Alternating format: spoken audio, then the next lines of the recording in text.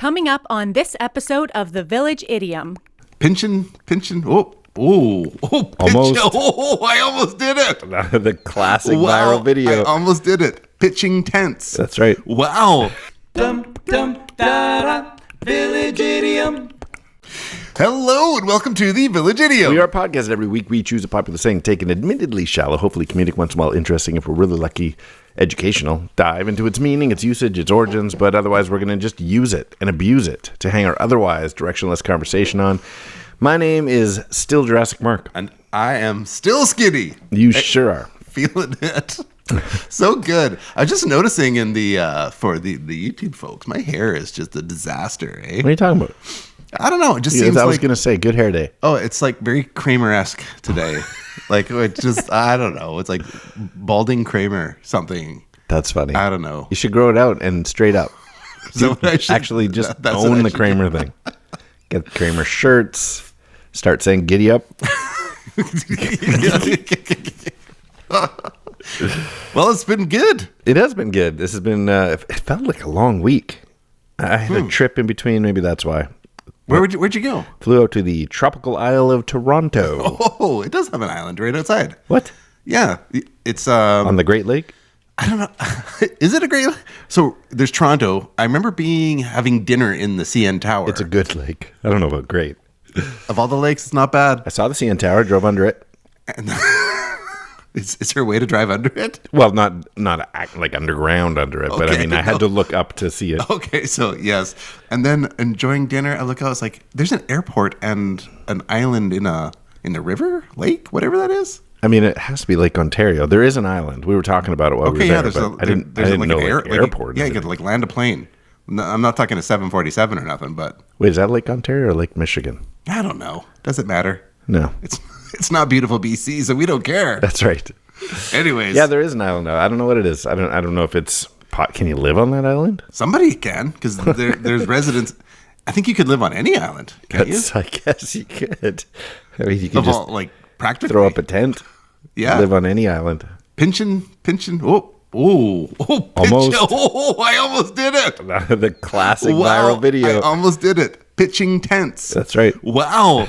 That's how that guy did it. How easy that is. That almost happened to me, but I stopped myself. The perk is we could have, the perkiness is that we could have edited it out. Yeah, that is the perkiness. Well, whatever. So we have a special idiom prepared. Prepared. I like how you say prepared. Prepared. Great poupon. For you today, Village Idiom children. Very exciting. So we should let you know a little bit about what it is. Now this way, you'll be able to tell Roscoe you unturned every stone. Yeah, I like that. Thanks. I unturned every stone. That's good. I tell you. Little Dukes Hazard. I don't know why it didn't come on the screen behind us, but that's okay. We could hear the audio. It was a little it's a little clicky. And that's not even Roscoe. That's, what's this guy's name? He's talking about Roscoe. It was the newer, younger guy. What I want to say. Looks like Al Gore. I feel like I shouldn't say. Cooter? No, wrong guy. Okay. Cooter's the guy. Cletus. I think you're right. It's one of them, like, southern Roscoe is a yeah. Cooter is not Flash. It's not something you call somebody. Not anymore. No, it's changed meaning over the years. There's a lot of things about the Dukes of Hazzard that's not acceptable anymore. Daisy Dukes. That's like that's still a thing. That's made its way into common vernacular. Yep. Daisy Ducks. Yes. That's Mighty Ducks. Mighty Wind. Wind chime. Chime in. Inside out. Out of bounds. Oh, yeah, good luck. You got me on that one. That should be a game. I think we just created a game. Well, you're just looking for to take somebody into words where you know there's nothing called bounds. Bounds. Bounds got joys and no. Bounds got nuts and joy. Almond Joy's got nuts. Bounds don't. Well, in case you missed that, it was said twice in that clip from the Dukes of Hazzard is turning leave no stone unturned. Leave no stone unturned. It got me thinking, and something that I thought we could spend a bunch of time on today. Oh, good. Is geocaching. Yeah, wow. Were you there too? No, so relatable for So leaving no stone unturned. I know we've shared like small adventures on the pod over the years, about some geocaching things that we've done. Yeah. What are some of your most epic geocache? And for those of you who aren't geocachers, well, just pretend on this. It's GPS looking for Tupperware in the woods. We'll clap twice when it's time to stop fast forwarding. Yeah, we'll put a marker on the. So what I rate as great geocache memories isn't always about, like, it's different things. So sometimes there's a first to find, like we did that circuit like through the night, through the woods, where it was like a multi-cache until we got to that cryptex. That thing. has to be one of our biggest adventures, and we could take a second. So the gist on this one was that there was 10 puzzles that we had to solve. These and they're based on a TV show? No, these 10 puzzles were quite random, actually, in terms there was of the a different puzzles. one, maybe. So we had to solve these 10 puzzles, which were like mind benders. Those 10 puzzles led you to 10 different coordinates. When you opened up the geocache, the piece of Tupperware in the woods, inside was another piece, so that once you collected all 10, it would direct you to an 11th final puzzle. Yeah. Yeah. And the 11th final puzzle, tell us, or the... Oh, yeah. What do you call those things? It's a cryptics. Oh, I got it right. So, yeah, like probably... it was based on a TV show. Because remember it had like a... It was the Gold Star series. Yeah, but it had almost like a... okay. X-ray looking image. Yes. So what you're talking about... Not X-Files. No, it was Fringe. Fringe. Yes, thank you. So it was loosely Fringe. Yeah, so it wasn't like the Fringe series. No, but like, you had to figure kinda, out that the glyphs used in the 10 puzzles was part right. of Fringe. So anyway, the end, it was this, 16... I don't even... No, I think it 10. actually spelled out Gold Star. Yeah, which we should have figured out right away. Cryptex, as in like Da Vinci Code, these spinning dials on this thing that's the size, like bigger than a bread box. What would be a realistic? Like a boom box. Like old school boom box Yeah, size. like bread box. Like that's a bigger than that bread box. Bigger than a bread box. We brought a bread box to the studio. With these 10 spinning tumblers on it. Tumblers, that's a good word, yeah. That when you were done, the end came off. Steam came out. Steam came out. And you had the embryo of a dinosaur. No, it had that vibe to it, though. Yeah, so we were the first to find on that one, which was a highlight. Because that was we had been working on the puzzles for days. Yeah, I think we were second to find. We got stalled up. First. We were first on many of the puzzles. I'm mostly sure we were second to find on the final cryptex.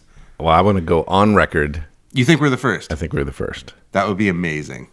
So there was that one because of the degree of difficulty was satisfying. There was the adventure ones where we've rowboated across a moving river to get to it, but some of the smaller details have always fascinated me. Like one where it says, "Bring a couple liters of water with you," and you get there and you got to pour water into a leaking pipe to get the thing to float to the top. Buoyancy brings up the geocache from a tube out of the ground or whatever. But to bring this back to our idiom today.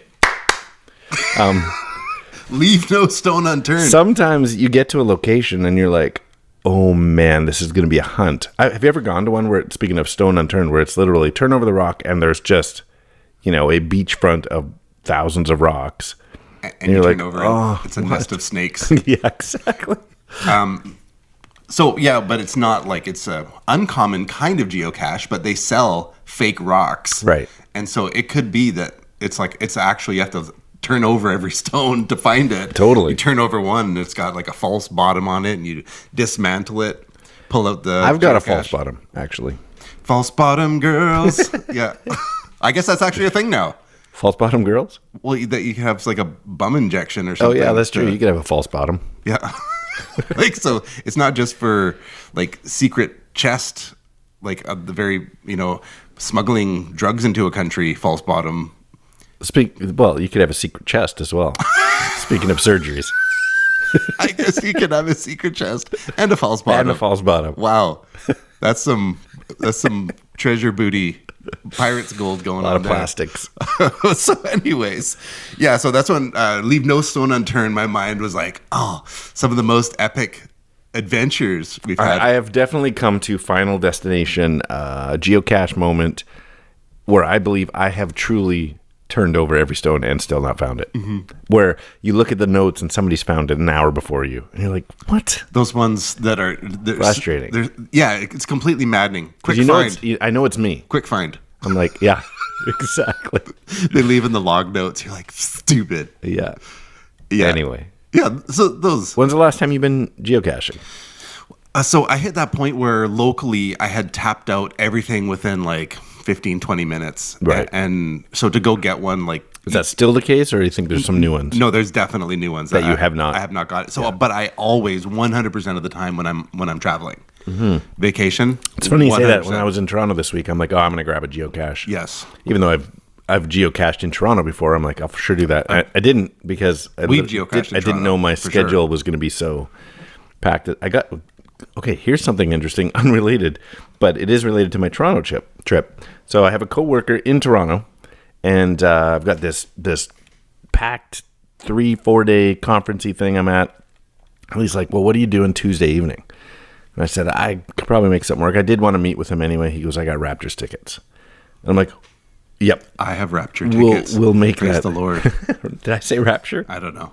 Raptors. Okay. I haven't been to an NBA game Get since your Jesus on. Get them Rapture tickets. the Grizzlies. When's That's the last fun. time you were at an NBA game? Last time was a Grizzlies game, Right? when they were in Vancouver. That's what I'm saying. Yeah. So anyway, went to a Raptors game, and it gets even better. So we lost. It wasn't the greatest game. We're up in the nosebleeds. Kobe comes back from the dead. Better. So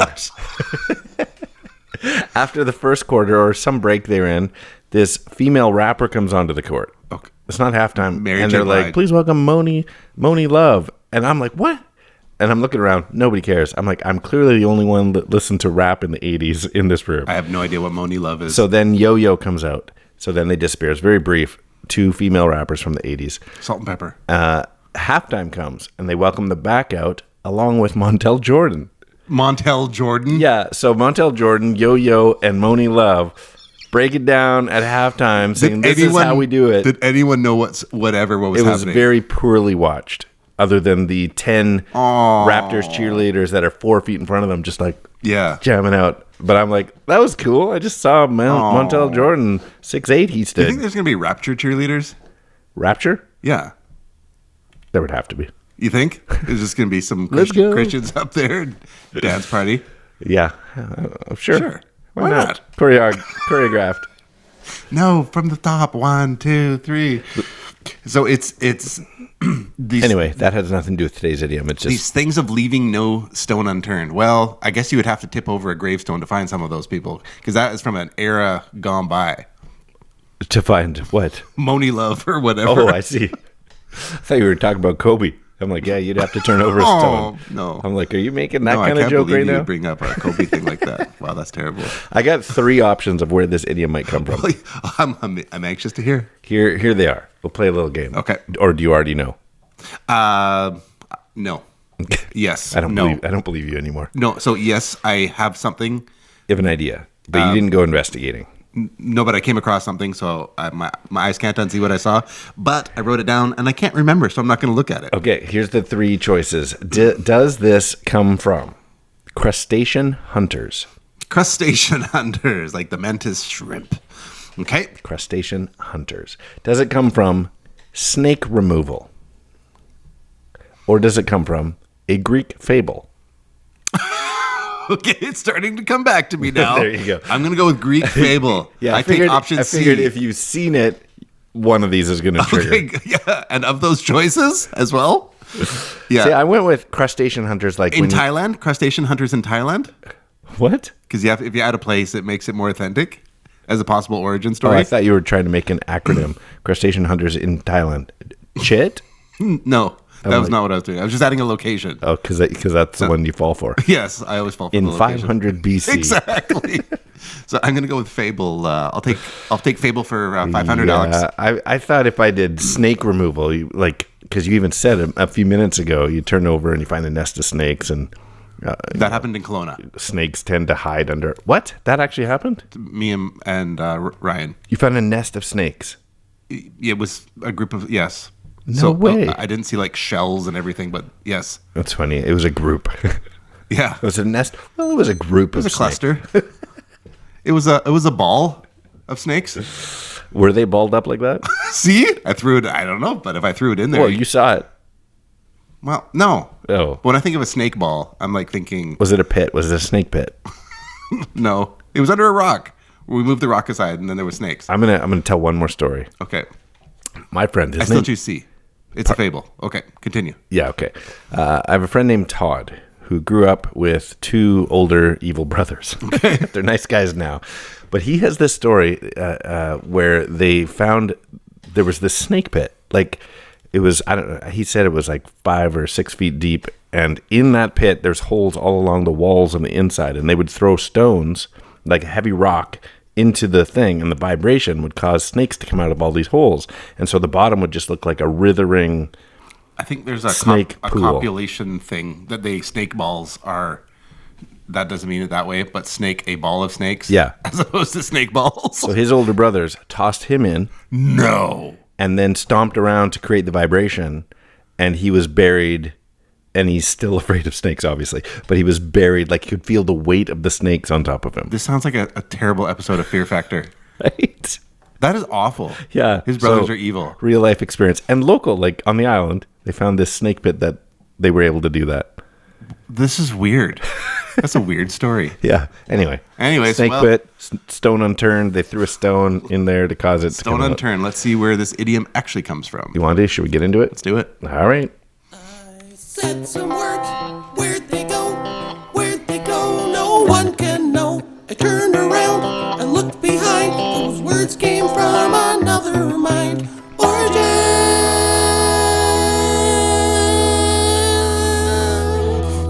You know who else has a snake pit? Slash. Does he?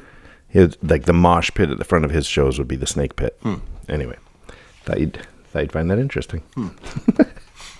Yeah, it is a Greek fable. So the image of turning every stone was already a proverbial saying almost 2,000 years ago. In ancient Greece, the playwright Euripides, who lived... There's a fart joke in here. Euripides. So 2 Greek guys.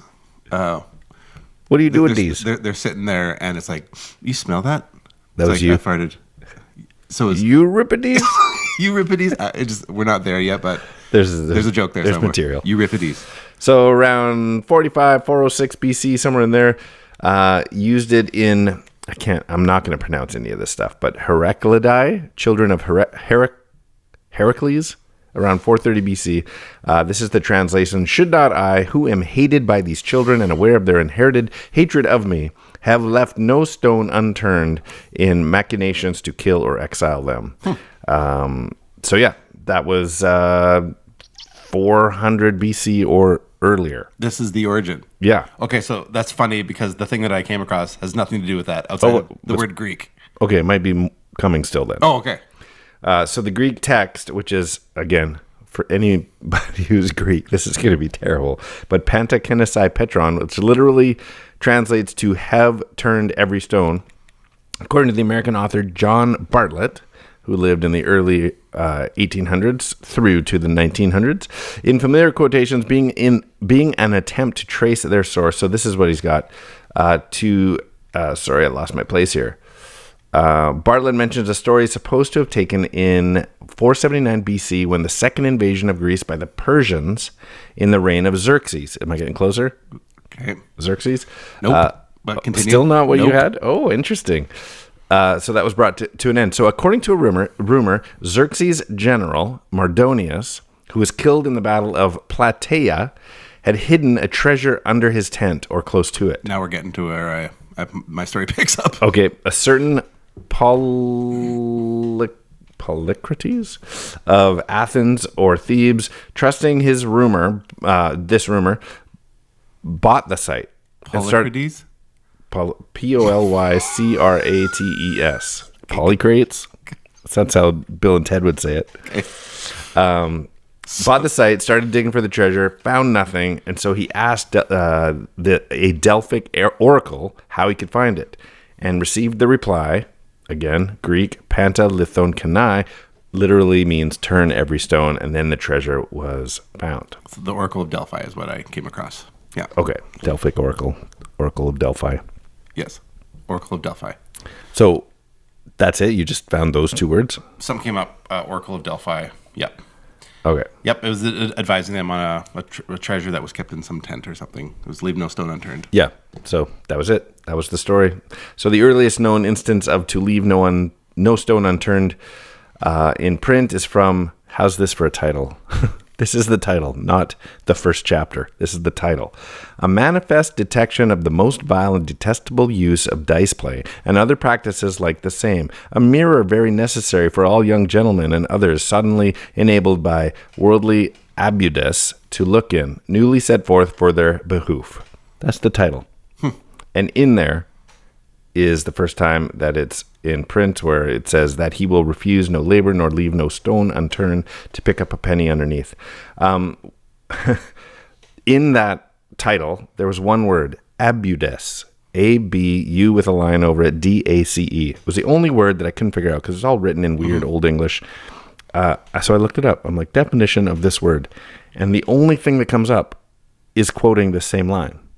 Did he just make up a whole word? I don't know. I have no idea what this one single word means. So if anybody knows this word, please write in. So it sounds like you at least left some stones turned. That's one stone has not been turned. I don't know. So lastly, this is not the origins, but it is out there. And why I use crustacean hunters as one of the options is some people say it comes from turning over stones to find crabs. That used to be such a fun thing. Yeah. Yeah, as an island boy.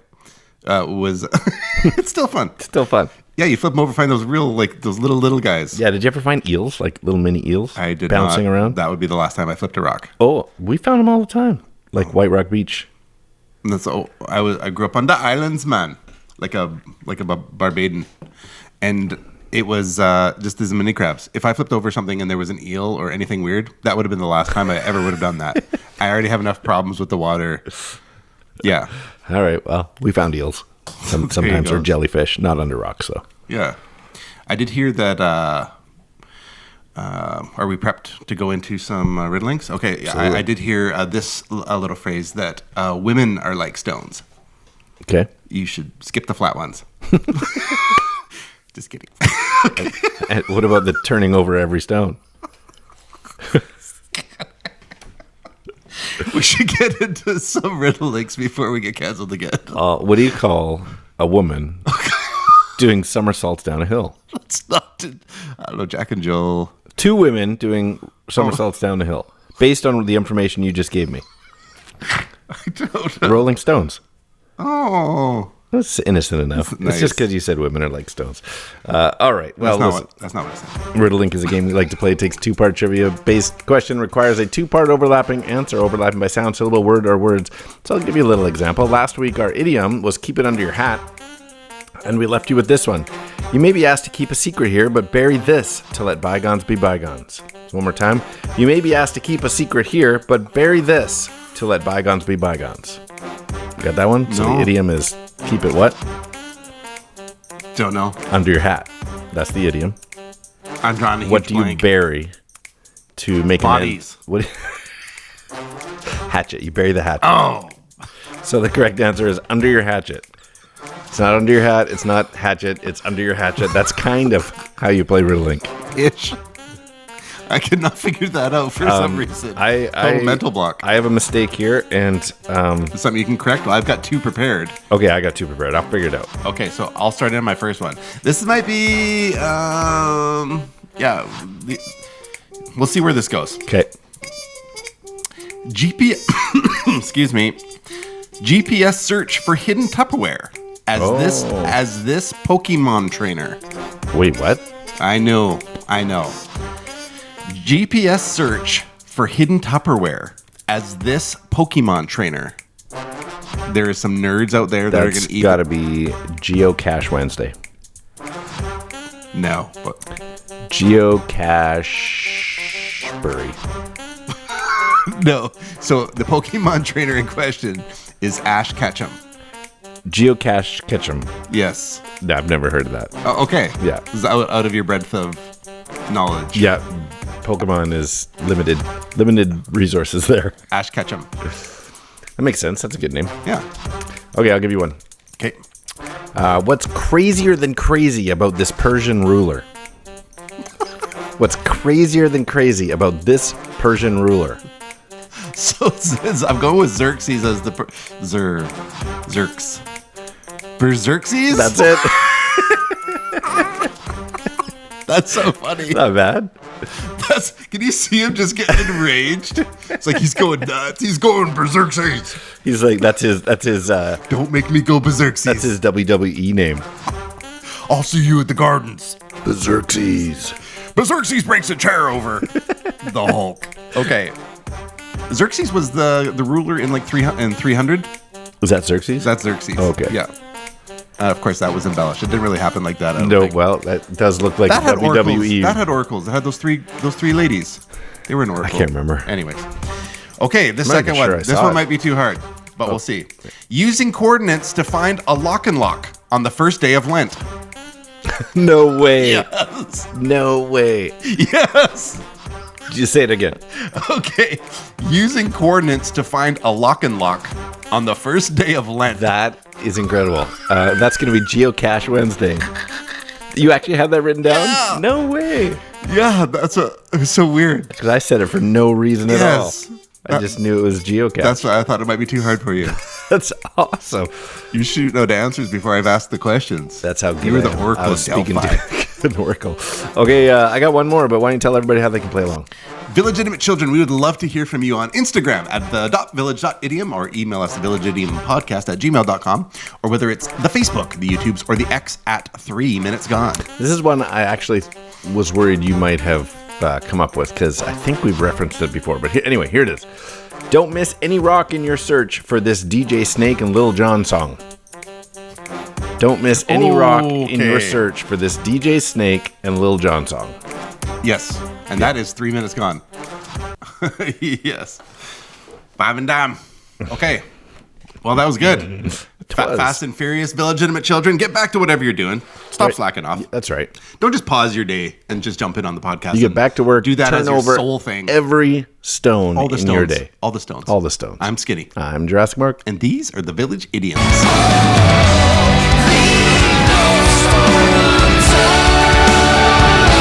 That's Europe. That's 3 minutes gone.